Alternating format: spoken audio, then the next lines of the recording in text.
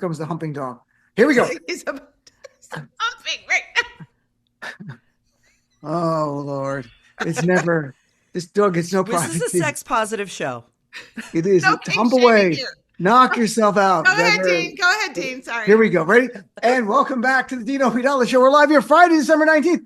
And it's time for the last what just happened of 2025. It is 2025.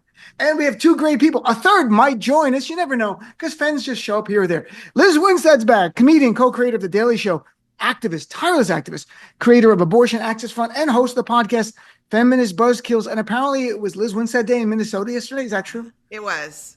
I was. How you celebrated? How does that work? I celebrated. How do you celebrate? So basically what happened was in 2023 was my 40th anniversary of doing stand-up. And so Tim Walz and Peggy Flanagan made a proclamation that December 18th is Lizz Winstead Day. Which is very, so it means like, yeah, I don't know what it means. It means, I guess it's Lizz Winstead Day. So yeah, everyone was in the streets.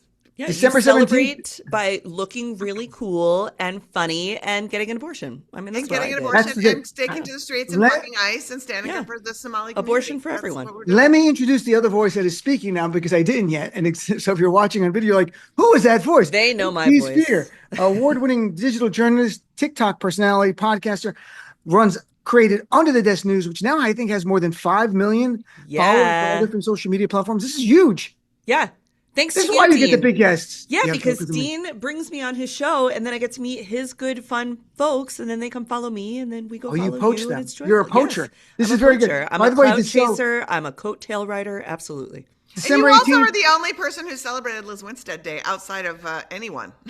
No, we are celebrating it right now. This is all Lizz Winstead Day. Yes. December 17th was Dean Obeidallah Day because that's my birthday. So December 18th. Is it really? Yes. Wednesday was my birthday, which I don't acknowledge. And people ask me how old I am, and I'm like, just STFU. I mean, it's not up to you. We don't speak of age. I've transcended age. You know, some people don't talk about a bunch of issues. I went on age. So let's talk about some fun things here. So Donald Trump this week gave a speech was really elder abuse. Like somebody needs help. Pop is having problems, and there should be a number we should be able to call, because when a man is on that level of, if it's cocaine, amphetamines, Adderall, Red Bull, whatever it is that's going on, it's not normal. And he yelled at America for 18 minutes for the economy's great. Why don't you appreciate me? That was the essence I got from it. So Liz, I mean, and forget the lies. We know the lies are nonstop. Even Republicans, they talked political off the record. Well, the message was okay, but the delivery was a little jarring. I'm like, yeah, the guy yelled for 18 minutes because at 9 o'clock at night, he's usually not up. So they had to wake the monster, feed him something, and then throw him out there. And then it's rageria coming out of his mouth. You know, here's the thing. The part you said that is the most important to me is, like, the message was fine. The message was not fine. The message was... Well, that's what Republicans said. Right, but I'm just saying, again, that's why I can't stand when people say MAGA Republicans, because that is not the thing. That is parsing out that there are some way, somehow, in this administration or writ large in Republican leadership, people who are fighting back and pushing back against this. There are not, right?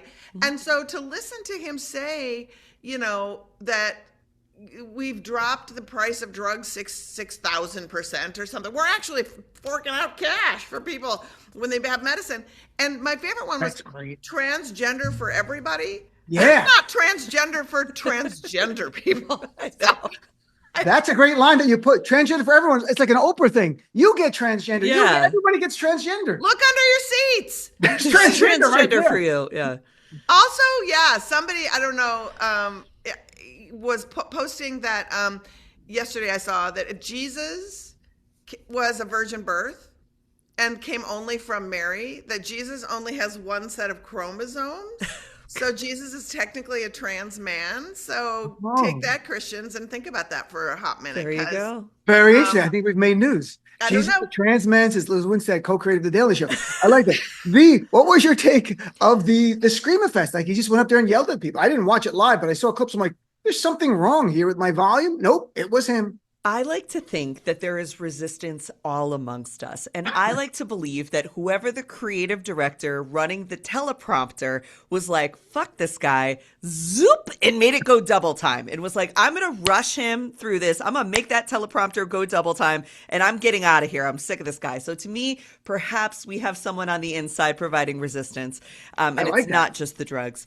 It was crazy that he interrupted the Survivor finale. It was just a nutso thing. It's another temper tantrum where he just needs attention constantly. And I think that he is quite panicked about the Epstein files that are supposed to be coming out.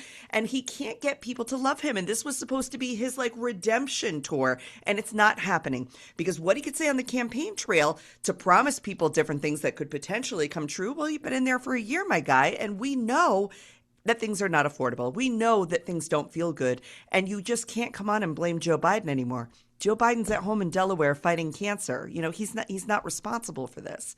And I think that, I mean, I always check with my parents in Florida to be like the barometer of what are their people saying.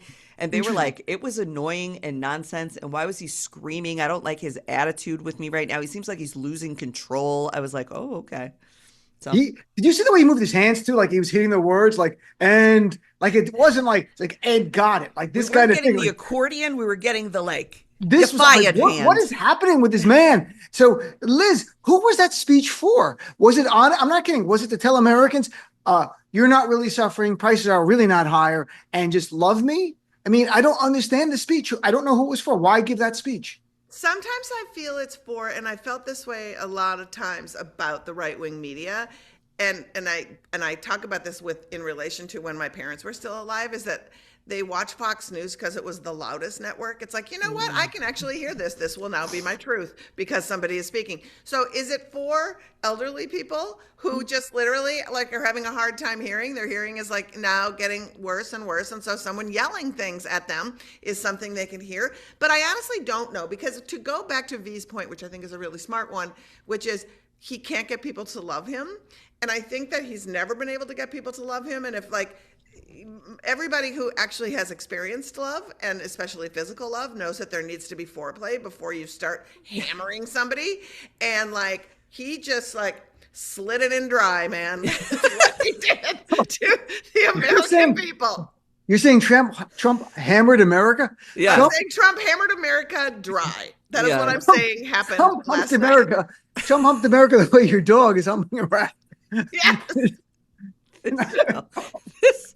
Oh boy, my mom's listening. Behind Liz's dog. I always bring it down to the like lowest. We got to bring it to the lowest. Yeah.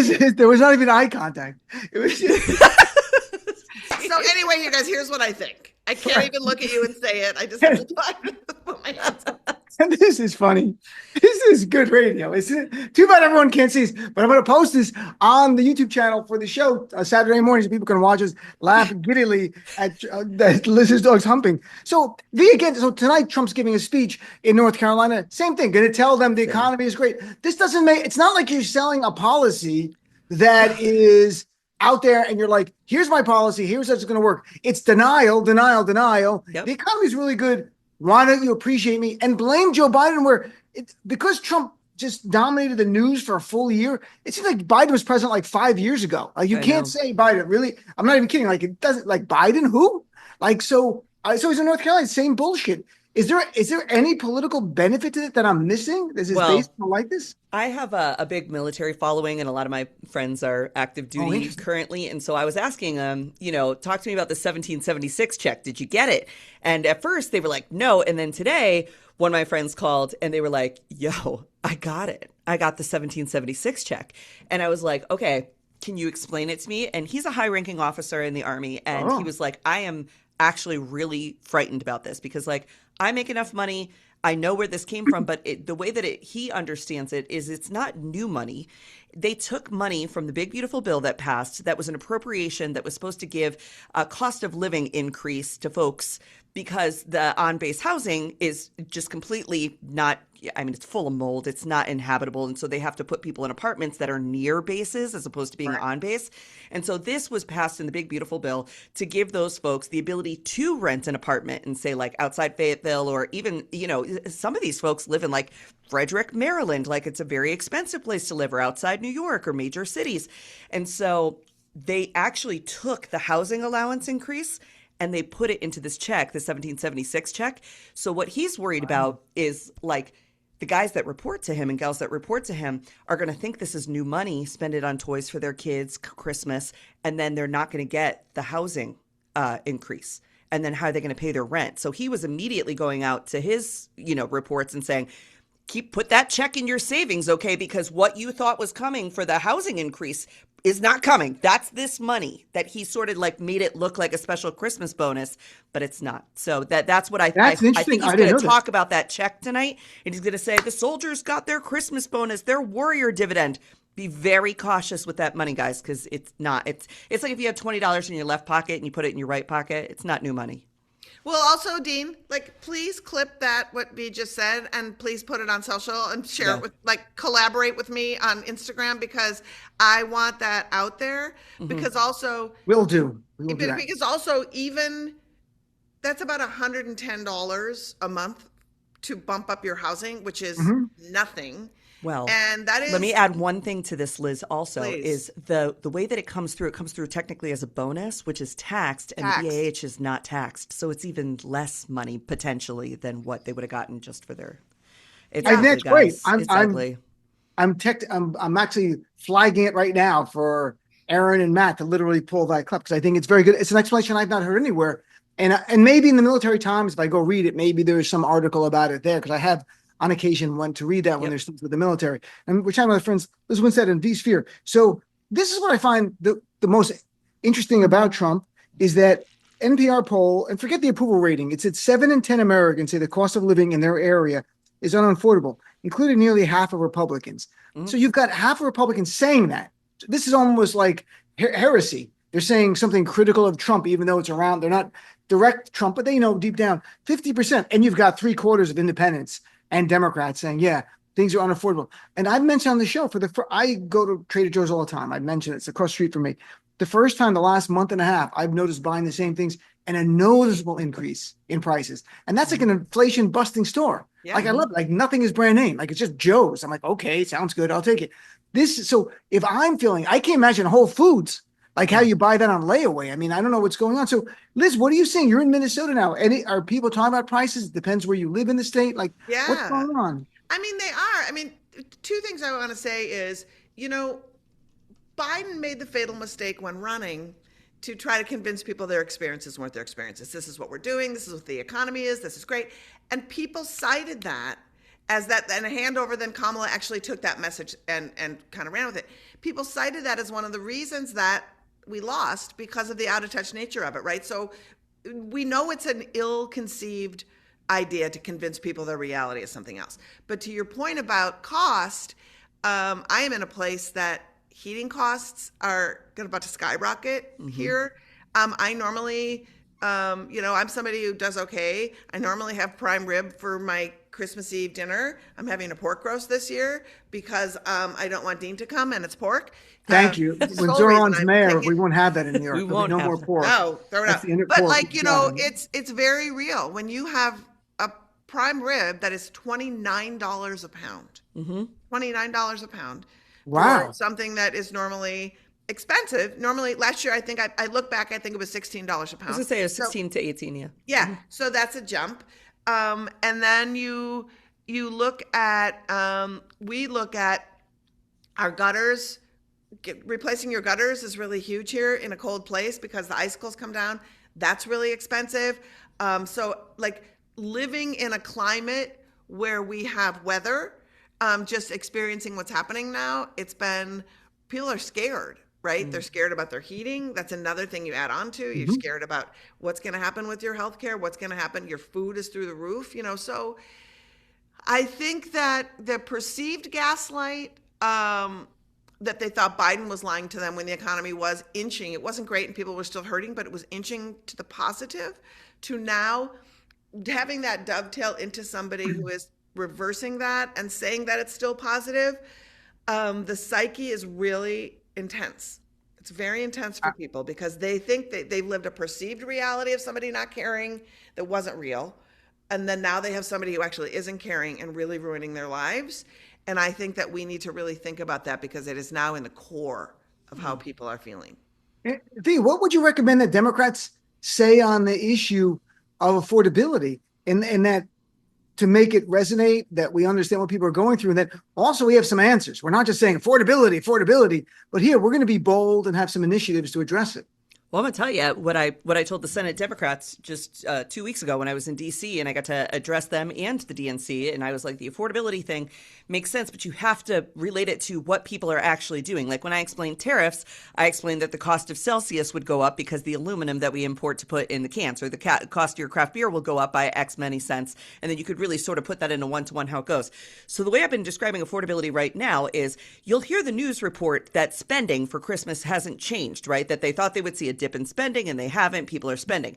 Now, in years past, we know that has correlated to higher credit card rate. People are putting stuff on their credit card. What is happening this year is that the buy now, pay later predatory apps and financing options that stores are offering is at 60% of users. 60% of people who are out there shopping right now are using a buy now, pay later service of some sort. Wow. To give you an idea, in 2024, it was 15%. In 23, it was 12%. And they expect that $560 billion with a B dollars will be spent in 2025 using these buy now, pay later things. People are putting groceries on stuff like Klarna. They are putting their Christmas presents and dinners and heating bills, all kinds of things on these buy now, pay laters. And the problem with that is, yes, it gets you through the day, but the interest rate on those, predatory. Loan shark type stuff. So it's very dangerous. So I'm trying to get people to understand what we're seeing in the reporting that major news is doing is like, oh, people spent this much on Christmas, must be going okay. How did they pay for it? We have to report on that. That's very interesting because we're going to see what will obviously more debt, more potential for people to not be able to pay it. And then whatever the repercussions are then to their credit rating or lawsuits against them. If it's some possession that could be repossessed, that can happen as well. And that'll start to show up in the new year, in early new year when these are due. So, well, I mean, isn't also Trump proposing to strip some of the protections for consumers away when it comes to predatory lending, when it comes to those sketch-ass mortgages and stuff like that? Yeah, we're right back in the same situation. I've said this in the past. Trump is a short-term thinker. How can I get off right now? How can I get what I want right now? Immediate satisfaction, no repercussions. I'll deal with that later. And he is imposing that on the American public, but he is not telling them that he is creating short-term win, long-term disaster for them. And so he does things like, yep, we'll make it easier for you to get a mortgage. Well, we did that in 2008 and people lost their houses, right? They weren't able to keep it up. And he's doing it in the ways of saying like, oh, invest in cryptocurrency. You're invited to invest in crypto. And then people are losing their shirt in the rug pull. So it's like, it's constant, these short-term little magic promises that he makes to people. And they've either already started to feel the hurt from it or they're going to feel increasing hurt from it in this coming new year. And it goes right back to what I said about him going in dry. Yeah. The dude has never had a long-term investment in making things joyful, make them work, make them it's just like stick it in because it feels good now and don't worry about a plan to have it feel good in the long term. And I mean, he's been able to evade responsibility and accountability time and time again. People have made constant excuses for him. And I think we're going to talk about this soon. But that Vanity Fair report that came out with Susie Wiles talking about how Trump has an alcoholic's mentality and then relating it to her own daddy issues. I was like, girlfriend. And that was a big issue this week where Vanity Fair, like 10 or 11 interviews with Susie Wiles, the White House chief of staff, the most grotesque photo shoots I've ever seen in my life. But apparently that's the signature way of the photographer. That's the way that's how those people look. But a big thing is, some of the things she said about people didn't matter. Like Trump was not, I honestly don't think he really cared. The same way he didn't care when Zoran Mondani was there. Nope. Like he called him a fascist. He's like, call me a fascist. I don't care. Certain things don't bother him. Like this is like, call me names. But she did say that she grew up with an alcoholic father. And Susan Wallace said that Trump has, quote, an alcoholic's personality. Mm-hmm. And that is interesting. And I mean, what is that? I have a sense what that means. I've never had an alcoholic family member or loved one. I did. Can speculate. I can tell what does it mean? you work around that person, and that's exactly what she does. You are working around their narcissism. You are working around the fact that they are loud and humiliating to you, and you are trying to reduce the amount of loud humiliation they do in public or in front of other people. You become very used to them demeaning you and keeping you small so that you continue to enable their drinking or whatever the problem is. They blame you for the issues in their life and why they are continuing this. And the only way to separate from them or hold them accountable is to stop talking to them. This is why a lot of folks with alcoholic parents, my parents are not alcoholic, we're dealing with this in a more like uncle way, is to do a no contact situation, because that alcoholic is addicted not just to the substance that they are abusing, but to the childlike, the center of the world treatment that the family often gives to them, the excuses that are made for them, the ways that they are coddled and held through. And that is what Susie Wiles is doing to the President of the United States. And what I would like to and that, because I have often looked at many of the women who are upholding this in this administration, and if you come from that background and you do not get the help you need, I often feel that they chose Trump thinking that this was the daddy that would love them or that they could change. And so when I look at why they are upholding this behavior, it is because they couldn't do it in the person in their life, whether it's their father or somebody else, and they foolishly think without help that they can somehow be the hero, and that their dad didn't see them, but this guy will. And it's like, honey, you are just back in it with an untreated, sad place that is bringing you nothing but harm. Yeah, I appreciate both of you sharing that, especially V, that you had a family member, because I've not had that. I had an idea. I could conjure up what that kind of meant, but not the detail of it. So I think that's really helpful. And there she is. And I guess it makes sense. I read one part where she said there was one meeting where he yelled at her. And she's like, I will not be yelled at again. And listen to me or you'll lose. It was years ago. And she figured out a way to navigate through his yelling and being abusive, because he is an abusive person. I mean, that's just his nature. He's gotten away with that all the time. So, and then there was this weird thing. So going back to Trump needing attention and love the whole times, he did not rename the Kennedy Center. He wants to rename the Kennedy Center. It was an act of law signed by LBJ 2 months after John Kennedy was assassinated to honor his commitment to the arts. A living memorial is the way LBJ put it when they signed the law. But Donald Trump believes now they gave the alcoholic man, in his view, it's called the Donald Trump / John F. Kennedy Performing Arts Center. And this is the troll, but I think it's to give him something. He's not feeling good about himself. So Liz, I mean, what was your takeaway of this? And I like people fact checked it right away, but I don't know if it matters, because he'll make them put a sign up and we can't take it down. He'll just spend tax dollars to put a sign up or something. I mean, I've lived in New York since 1989. And the amount of the arts that Trump ever participated in was zero. He wasn't at Lincoln Center ever. No. He wasn't anywhere at anything. And so to think he's a patron of the arts, and also to be a patron of the arts, means that the Lincoln Center is a wide-ranging place for Kennedy all Center. Kinds of people. Kennedy right? Center, not Kennedy Center. He's renaming. Kennedy Center. I'm sorry, that's what I'm going to say. No, but Kennedy Center is Lincoln Center is the Koch brothers. It's similar, right? It's amazing. I was going to say the Koch brothers' name is out there. So the Kennedy Center is a wide-ranging place, right? It honors. It has the Mark Twain Prize. It has everyone from Yo-Yo Ma to Broadway, people or singers. So to narrow it to what Trump considers the arts, again, it's just people who are mentally ill and small and have to have their names on every single thing. Look for the places they can do it the easiest. And that is what has happened. I can just put this on here. And, who knows what will happen, but that's what he thinks. He just thinks, where can I slap my name on it? Because I have to constantly remind people or have a facade about myself instead of actually doing the hard thing, which is creating a world as a leader of the free world that brings its own legacy. He has no legacy. He has no talent. He put America's least talented people on the board who were willing to make this change. Now, they say it was unanimous. It was not. There is one Democratic woman who was muted. She's also a black woman and a representative from Ohio. She was trying to say, we can't do this legally, like federal law says we can't do this. And they muted her. And so it's just nonsense. The thing with Trump and putting his name on the Kennedy Center, he tried to do this with the Institute of Peace, too. It used to be called the U.S. Institute of Peace. Then he went called Donald Trump Institute of Peace.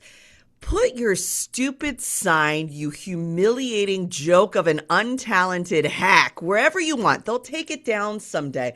This is a nightmare. If you have ever had to be in a school play or an improv class with a bro, somebody who does not want to be there, doesn't have the talent, what do they always try to do? They want to be like celebrated for their mediocrity. This man has no legacy and no talent, and I think he's partly doing it to try and destroy the things that we care about and that we love, and to say that nothing is safe from him, right? This is something so we could start beef with Jack Schlossberg on Instagram about. This is something that he can...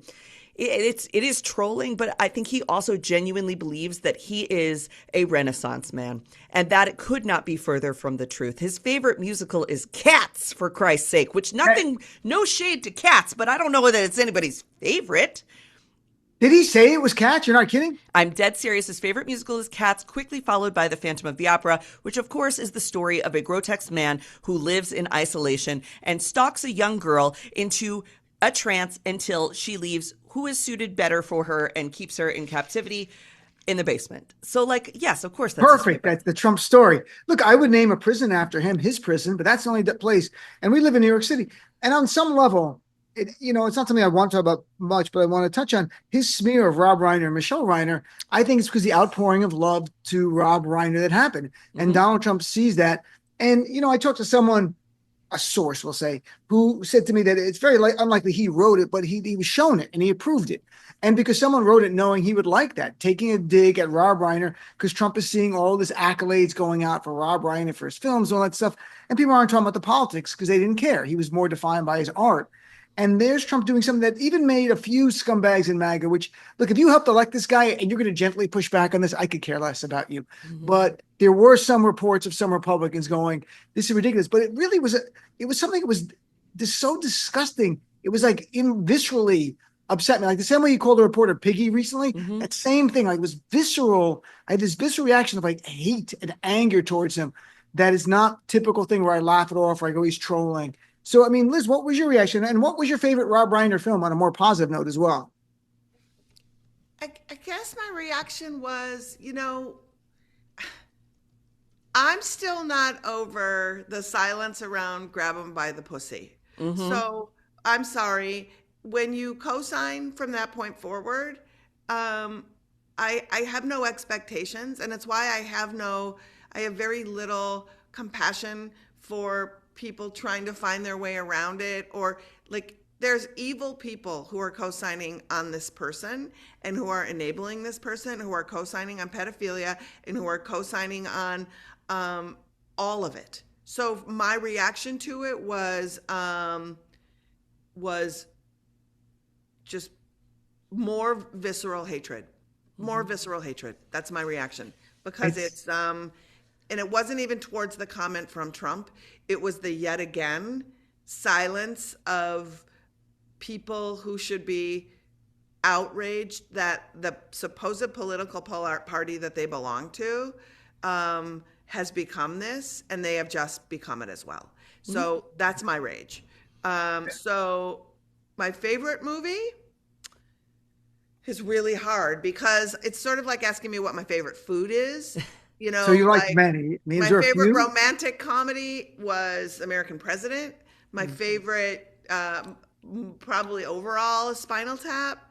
But like Princess Bride is one of the greatest movies of all time. I think Harry Met Sally is great. Yep. I don't know. And also, like, I invite everyone to go back and revisit New Girl, because that sitcom was adorbs, and Rob Reiner was, involved. And so, like, I don't know. And also, I never met him, but here's a really weird thing. When the news broke I looked at my phone and somebody had texted me to say, "Oh my God, have you heard this? It's horrific." And like, this is how you know your phones are speaking to you. What popped up in my phone, you know how your old photos pop up in your phone? A Right. photo with Norman Lear and I popped up. Wow. And he Oh, was Yeah. friends with Rob, obviously. Yeah. So I was like, wow, that is Yeah. next level, you know? Rob was such a good. I mean, he was on the show, my show, about 4 or 5 times, and I met him one time at the White House Correspondents' Dinner. He was on last year. He was supposed to be on for the new Spinal Tap. He was doing a whole bunch of SiriusXM ones. It wasn't his mine, but they had to put that off. But he, we would talk about politics. He was such a good guy. We would DM on Twitter about politics, and we had a lot of mutual friends. Obviously, Stephanie Miller and John Fugelsang and others. But it was a huge law, and maybe that's why it was so angering seeing it. But also the piggy comment. Also, I mean, I fought hating Donald Trump on a personal level. I'm like, this guy, he's a politician. We're going to defeat him. But I've given in. Like Martin Luther King said, I've chosen love because hate's too heavy of a burden to carry. I'm willing to carry that burden. Yeah. I said Donald Trump. I don't know how you don't. I'll carry Honestly, it. how do you not, when literally every comment is an invitation to harm? And I think that is where we need to, if you are not reacting accordingly to that, I don't have time for you. Correct. You're right, Liz. You're right. Interesting. So here's Pete, what I was think your about reaction? Trump. Well, what I think about it is Rob Reiner is a man of Trump's. He's a peer to Trump in the age group, right? They're both in their late 70s. Right. And Rob Reiner has created the American nostalgia that Trump wishes he was a part of. There isn't a person in America alive right now that, to your point, doesn't have a favorite Rob Reiner moment or movie or something that changed them, like Stand By Me changed them. Misery changed me. I loved that one. That's my favorite one. That's a good one. And I also liked A Few Good Men. You know what I mean? Like, Rob Reiner has been instrumental both in the documentary space and the comedy space. But what he does with his films is make us see each other through this American experiment and through these different worlds that we may never have a place in, but that we can understand these characters he's brought forth for us. And Donald Trump wishes that people loved him the way that folks loved Rob Reiner, even if they don't know who Rob Reiner is. They know a movie, they have a memory, they learned something from him, and it mattered to them. He made every American feel seen through one of his projects. And Donald Trump will never be able to say that. So when everybody started loving on him, he couldn't handle it because it puts a mirror to how antithetical Donald Trump is to Rob Reiner. Well, and it also shows too that those of us in this work to try to leave something a little bit better than how we came, right? That is really hard, right? What Rob Reiner did is, again, really hard. And I think for somebody who does not know love, but only knows that any kind of attention is good attention, and if they don't know love, then they veer to bad attention. So when that becomes the fuel for you, you'll never get the Rob Reiner dream that you want, and you don't understand why. And why is because doing hard, good work is really fucking hard, and it takes a lot. And it's Michelle, too. Michelle, he knew Michelle. Like, even if you don't like Rob Reiner for some reason, right? Michelle took the photograph of Donald Trump, which was used on the cover of The Art of the Deal. You know this woman. She was a part of building the Trump lore in some way from way back in the 80s. Like, this is a person that you owe quite a bit to for taking a flattering photo of your disgusting, disgusting face. And she was also killed by the son that they tried to love through all of the different challenges that they have, something that Donald Trump could never understand, truly loving a boy child. Certainly, he's found love for Ivana, but that's maybe a different. It's a whole different conversation. And you're right. The challenge of, one of the things about Rob Reiner we learned, they never turned their back on their son. They did everything they could. He was still living with them. He'd come back home, I should say, from what I read. I don't have an inside information on this. While, Donald Trump, according to Mary Trump, was really bad to her dad when her dad was having alcoholic issues and he was an alcoholic. And Donald, the father was the worst. The father was just hideously bad. And it's no defense for Donald Trump. You could have chosen a different path, but you've gone on a path of your dad. But yeah, he was not there for his brother. He mocked his brother when he was going through different times because it made his dad happy to see him mock the brother who was not living up to the father's dream. So now we're into psychoanalyst and John. But also there's Donald Trump doing whatever he can to get love from his horrible father. And he's rewarded by being vitriolically awful. Right, I know. He thinks that's a reward. Boo. So, all right, let's take a break. We're going to come back with more of what just happened. Our friends vSphere and Lizz Winstead right after this.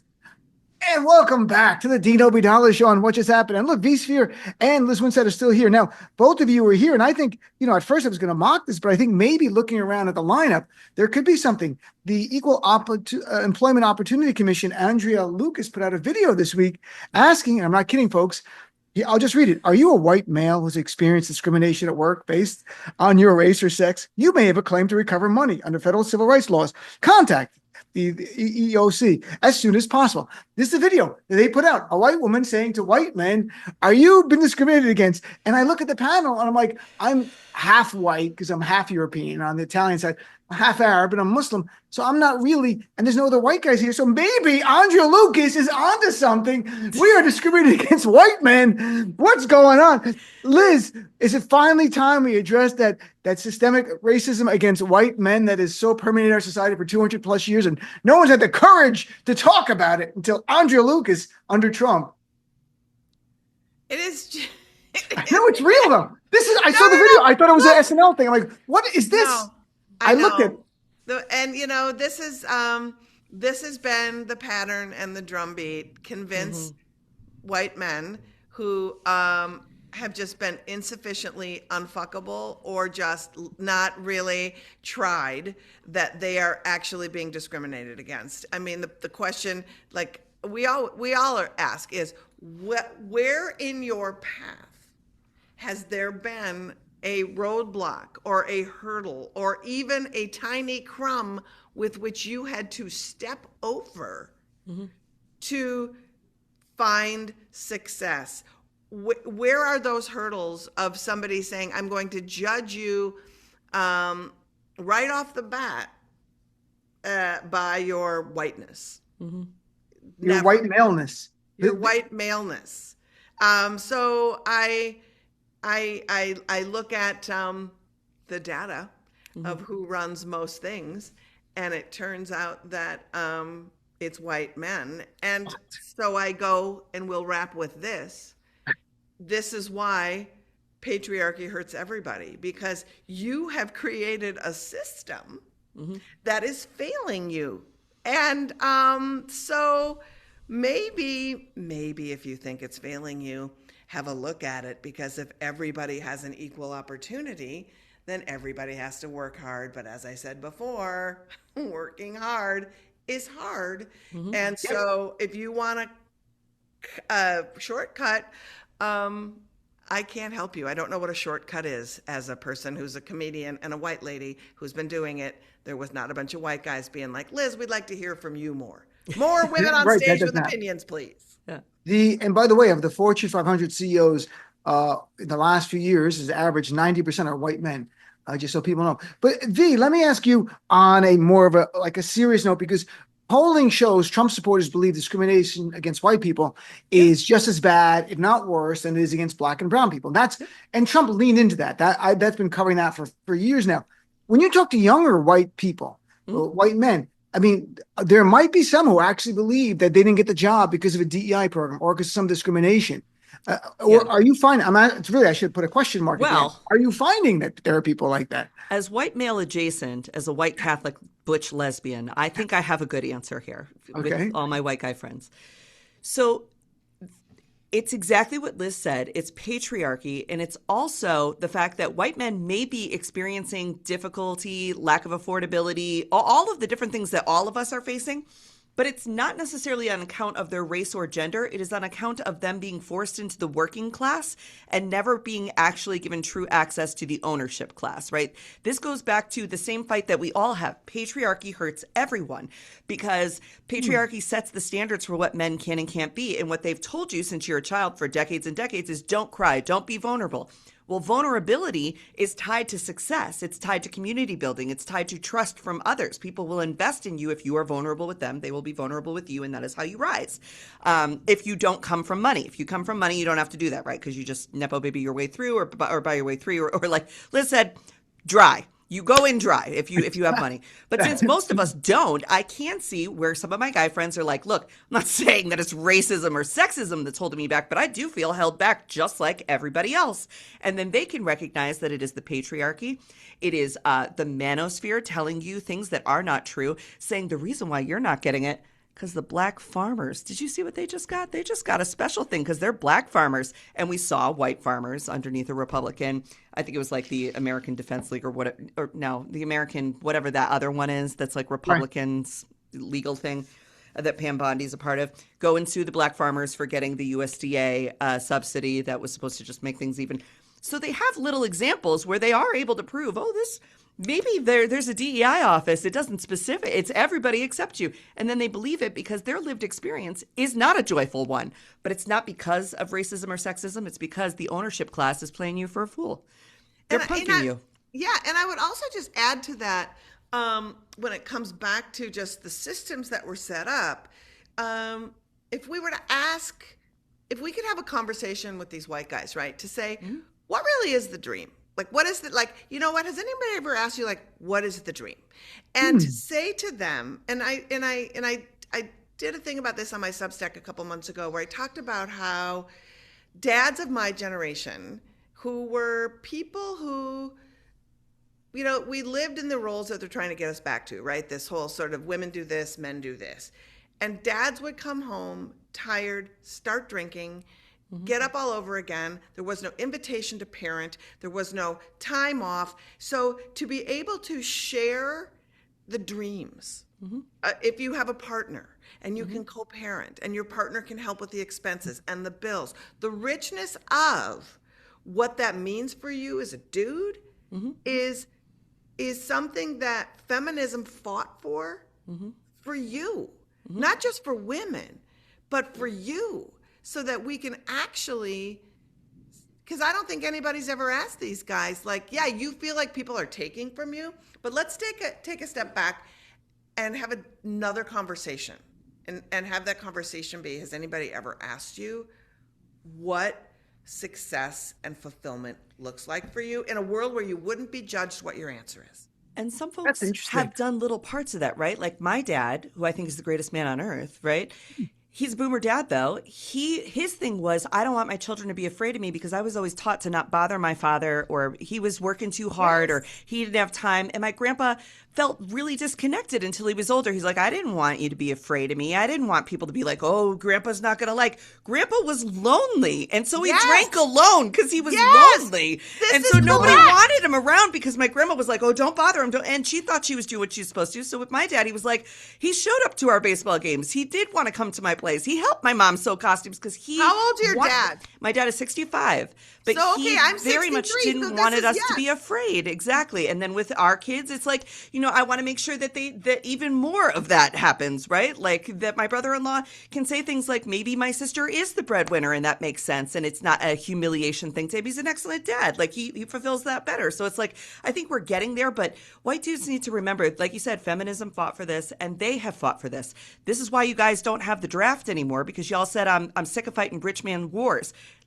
You got a little bit. So it's us together as the working class. As I wear my Working Families Party t-shirt here. Nice. It's us together as the working class versus these elites and these lies that they tell us on the fake promise that we will some be included in their paradise. We will never be.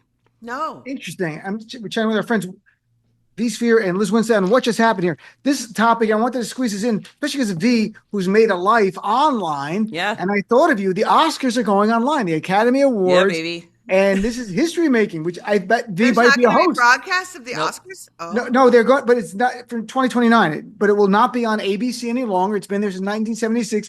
It'll just be online. And I think, V, I saw you doing the Thanksgiving Day, first time digital correspondent here in New York. So I'm like, V might be the host of the Oscars online in a few years. I'm not kidding. You never know. So what are your take on this? I'm available. I think it's wonderful, and I think it's indicative of this thing that. So yes, digital spaces are becoming a space where more more frontline content, more original content is being made. They are also becoming television. So the fact that they are going on YouTube is because YouTube people now watch on their TVs. And so it's like pay-per-view type thing. We have all these streaming services and stuff, and people watch it on their television.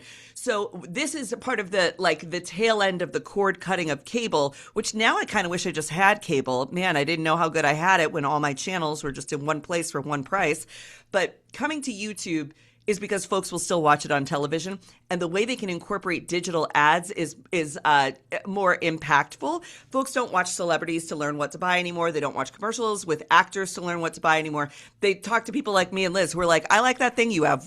Would you recommend it? Okay, great, I'll buy it. So yes. I think that's what's happening in the digital space. Is digital is TV. It's like why you see CNN and MSNBC and all these different people have digital channels and YouTube channels that have massive followings. People watch clips and they are willing to pay for premium to not have commercials, and they can watch it whenever they feel like. Like, it's not like everybody works 9 to 5 anymore and then turns on TV till 10. Everybody's all over the place and either watch the clips or they'll stream it digitally. And so I think it makes sense, but I don't think it's as far away from being broadcast on linear television as we think, because they might be streaming on ABC on YouTube. I mean, I have YouTube TV as my service. That's same. That's what you use? You don't use cable anymore? Nope. No, I don't have cable. I have my apps for Netflix and yada, yada. And then YouTube TV is what I have for my streaming service. And TikTok's even getting into it. So TikTok, known for their vertical short form video, a couple of creators have had this for a little while. I'm one of them, where I can upload up to an hour of an episode. Most people can only do 3 minutes. I could do 10-minute clips. I could do an hour clip, because they are working towards building out a system in which you can watch TikTok as your television also. That's their competition. As long as Larry Ellison approves the content. Oh, boy. So Liz, I mean, but on some level, as people who grew up watching the Oscars on television, this seems to me something noteworthy. Like, this is a milestone, I think. And I mean, you said your reaction organically was like, what? It's not going to be on TV anymore. And you're right. Your TV just becomes, it's a TV. It can have broadcast anywhere. It doesn't have to come from cable or from a broadcast channel, come from a YouTube channel. So I imagine everything's going to go that way, and they're going to figure out how to monetize is the challenge in a way that's useful, that people are actually going to watch it, I guess. I mean, well, I think that people have to admit why people watch these things, right? I'm not particularly interested in hearing a performance of the best song when I watch the Oscars. I like to see what people are wearing. Yep. I like to see the speeches. I like to see who won what. And so it's kind of, it goes the way of a lot of that. Why do people watch late night? You know, why do people watch SNL? Like, you know, what do they extract from things? You know, and I think that it is just another property that has an extractability, a high extractability factor, and also had a lot of shit that people really were like, I don't know if I need to watch all this stuff, right? I like to watch the opening monologue. You know, Oscars will get to control the editorial, because if they're not on a linear television, they can control more of the editorial and commercial breaks. They can also swear. Yeah, and comics swear words now. Yeah, people love a swear. I think it's true. Before we run out of time, I want to give you both a chance so people can plug your work, so people can follow your great stuff. Lizz Winstead, let's start with you. Where can people follow you? You can follow my activism at Abortion Access Front. It's aafront.org website. We're across all social platforms at Abortion Front. And please, I'm doing a show here in the Twin Cities, a year in review. It's my annual show here in the Twin Cities at the Parkway Theater on New Year's Eve. And tell your friends, let people know, because this is the first year in the 15 years I've done it that not one piece of local media allowed me to come on and promote my show. So we are seeing local media in the Twin Cities go the way of Barry Weiss, and it was really scary and disappointing. I literally put out over 35 asks to producers across all of the radio and TV platforms to promote, and nobody did. Is there a website people can check out more information about it?